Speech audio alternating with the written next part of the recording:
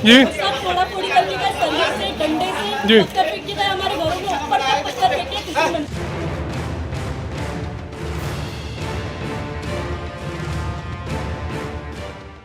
महाकाल की नगरी उज्जैन, जहां हर सुबह शांति, भक्ति और आस्था के साथ शुरू होती है, उसी उज्जैन के तराना इलाके में जुमे की नमाज के बाद ऐसा क्या हुआ कि गलियों में पत्थर बरसने लगे, बसों में आग लग गई और पूरा कस्बा पुलिस छावनी में तब्दील हो गया।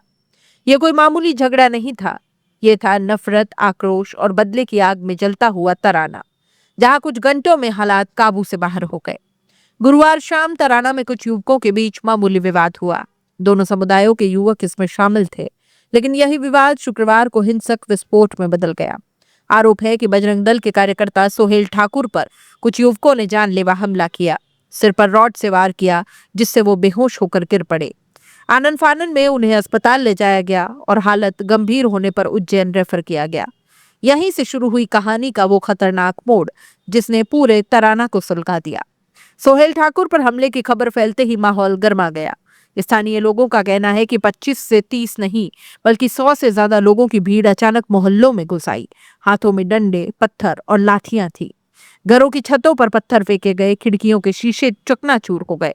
महिलाएं और बच्चे दहशत में घरों में दुबक गए और फिर एक बस को आग के हवाले कर दिया गया।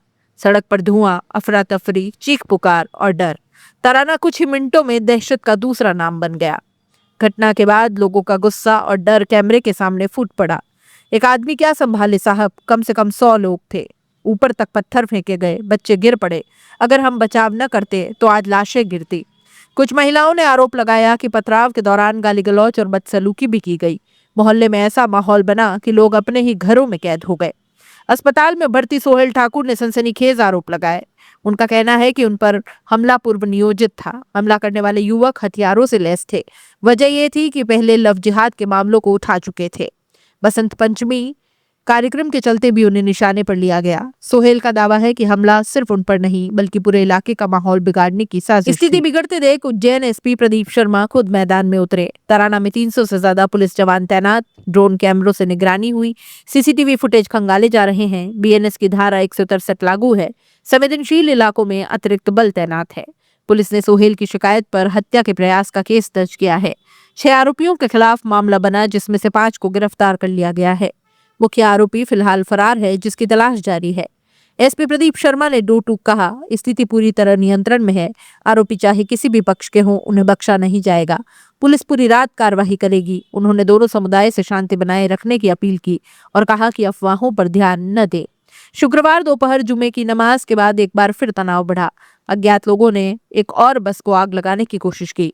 नई बाखल और ताकिया कलीम इलाके में पथराव हुआ। एक मोटरसाइकिल क्षतिग्रस्त की गई। हालांकि पुलिस की त्वरित कार्रवाई से बड़ा नुकसान टल गया। मामूली विवाद इतना बड़ा दंगा आखिर कैसे बन गया? ये सवाल हैं कुछ जो सिस्टम से पूछे जाने चाहिए। जैसे क्या खुफिया तंत्र नाकाम रहा? क्या सोशल मीडिया और अफवाहों ने आग में घी डालने का काम किया? हर बार आम लोग ही क्यों डर और नुकसान झेलते हैं? महाकाल की नगरी में नफरत की ये आग सिर्फ कुछ दीवारें और बसें नहीं जलाती, ये सद्भाव, भरोसे और इंसानियत को भी झुलसाती है। तराना की गलियों में अब सन्नाटा है, लेकिन डर अभी बाकी है। पुलिस की बंदूकें तैनात है, ड्रोन उड़ रहे हैं, लेकिन असली जरूरत है जिम्मेदार बयानबाजी, अफवाहों पर लगाम और इंसानियत की वापसी की।